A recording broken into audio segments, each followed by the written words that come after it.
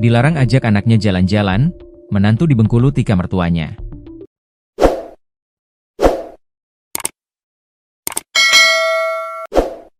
Diketahui pelaku sudah pisah ranjang dengan istrinya. Sesekali, ia mengunjungi kediaman istrinya itu untuk mengajak anaknya jalan-jalan. Namun sore itu, korban melarang pelaku mengajak cucunya pergi. Hal itu pun memancing amarah pelaku. Pelaku berinisial RP, 24 tahun, tega menusuk mertuanya sendiri, Sukran, 52 tahun, pada Kamis, 14 Agustus 2025, sore. Keponakan korban, Midin mengatakan pelaku selama ini tidak pernah melakukan hal kurang baik kepada keluarganya, termasuk kepada sang istri, Viola.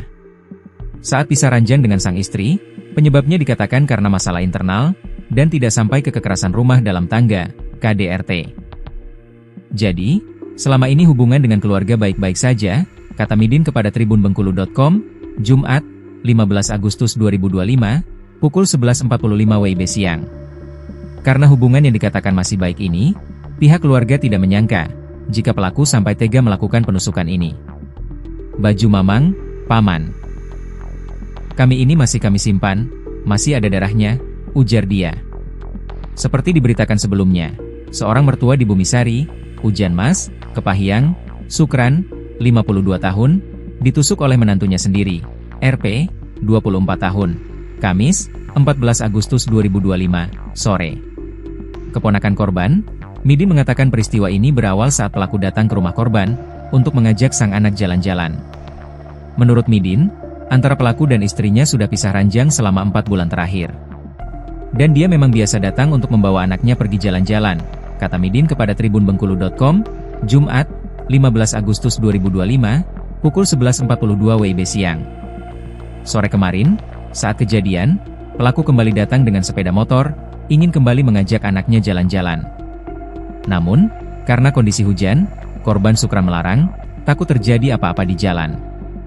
Biasanya tidak dilarang kalau dia ajak anak pergi.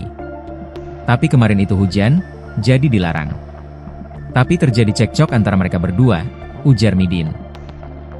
Cekcok ini terjadi di halaman rumah, hingga akhirnya pelaku RP mengeluarkan senjata tajam, sajam, jenis pisau, dan menusuk korban sebanyak 4 kali.